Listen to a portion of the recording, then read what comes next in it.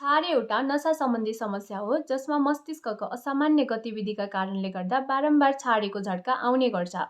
झड्का आउनु अगाडिको सङ्केत नदेखेको कुरा पहिला नै देखे जस्तो लाग्ने, अनौठो गन्ध वा स्वाद थाहा पाउने, एक्कासी धेरै डर वा चिन्ता लाग्ने, रिङ्गटा लाग्ने वा टाउको हलुका हुने, पेटमा केही भए जस्तो अनौठो अनुभूति हुने।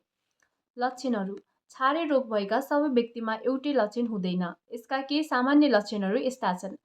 केही समयका लागि अलमल पर्ने, एकै ठाउँमा टोलाइरहने, टोलाउने खालको छारे, हात गोडा अनियन्त्रित रूपमा काम्ने, शरीर वा मांसपेशीहरू एकदमै डह्रो हुने, मुखबाट फिज आउने, जिब्रो टोकिनु, कपडामै दिसा वा पिसाब हुनु। झड्का आएपछिको अवस्था कहाँ छु र के भयो भन्ने थाहा नहुने, धेरै थकाइ लाग्ने र सुत्न मन लाग्ने, टाउको दुखाइ, झड्का आएको समयको कुरा बिर्सिने। यो किन हुन्छ? धेरै जसो अवस्थामा यसको ठोस कारण थाहा हुँदैन, तर केही कारण यस्ता पनि हुन सक्छन्। मस्तिष्कको सङ्क्रमण जस्तै मेनिन्जाइटिस वा इन्सेफेलाइटिस, टाउकोमा गहिरो चोट लाग्नु, मस्तिष्कमा रक्त प्रवाह रोकिनु, परिवारमा कसैलाई छ भने सम्भावना रहन्छ, मस्तिष्कमा ट्युमर हुनु। प्राथमिक उपचार कसैलाई झड्का आयो भने के गर्ने? बिस्तारै भुइँमा सुताइदिने र कोल्टो पारेर राख्ने, यसले सास फेर्न सजिलो बनाउँछ।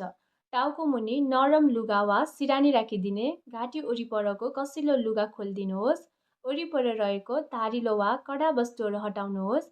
झड्का कति समयसम्म रह्यो घडी हेर्नुहोस्। के नगर्ने? बिरामीलाई बलजफ्ती समात्ने वा झड्का रोक्ने कोसिस नगर्नुहोस्, यसले हड्डी भाँचिन सक्छ। मुखमा चम्चा, रुमाल, औला नहाल्नुहोस्, यसले दाँत भाँच्ने वा सास थुन्ने डर हुन्छ। बिरामी पूर्ण होसमा नआउन्जेल पानी वा औषधि नपिलाउनुहोस्।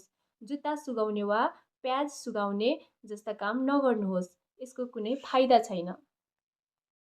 कहिले देखाउने? यदि पहिलो पटक यस्तो झड्का आएको छ भने, झड्का 5 मिनेटभन्दा लामो समयसम्म रह्यो भने, एकपछि अर्को झड्का लगातार आइरह्यो भने, झड्का आएको बेला चोटपटक लाग्यो वा बिरामी गर्भवती भएमा, झड्का रोकिएपछि पनि बिरामी होसमा नआएमा।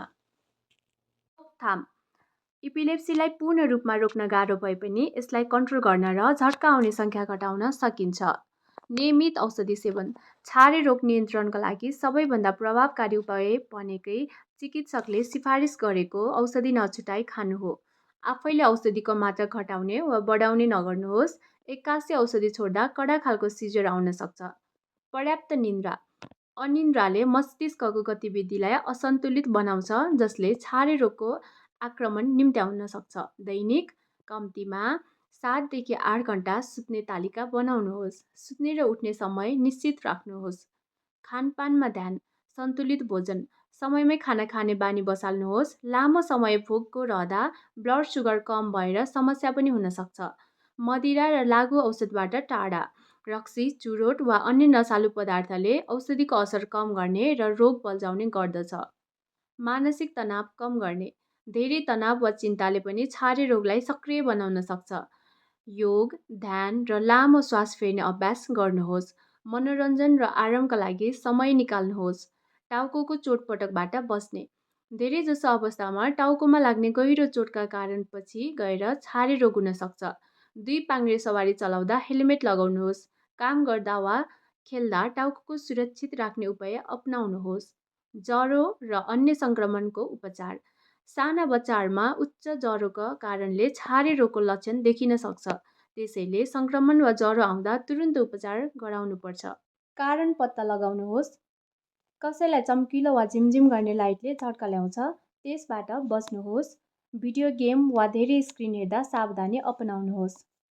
एक्लोपन सावधानी पौडी खेल्दा वा उचाइमा काम गर्दा एक्लै नजाने।